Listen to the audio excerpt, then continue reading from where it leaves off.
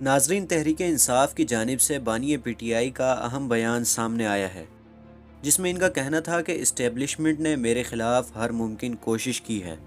مجھ پر قتل کرنے کے علاوہ ہر حربہ استعمال کیا گیا ہے، بس قتل کرنا ہی باقی رہ گیا ہے، لیکن میں مرنے سے نہیں ڈرتا، غلامی پر موت کو ترجیح دوں گا۔ عمران خان نے کہا کہ آج پاکستان ایک خطرناک راستے پر کھڑا ہے۔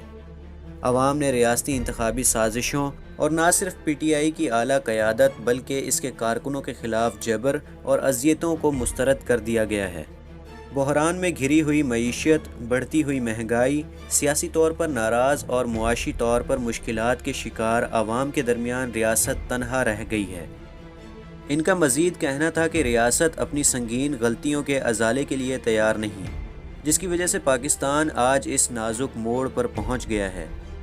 بانی پی ٹی آئی نے خود پر ہوئے کیسز کے متعلق بات کرتے ہوئے کہا کہ میرے مقدمات سننے والے جج صاحبان سے گزارش ہے کہ ان کیسز کو بلا جواز تاخیر کا شکار نہ کیا جائے، بلکہ ان پر جلد از جلد فیصلہ کیا جائے۔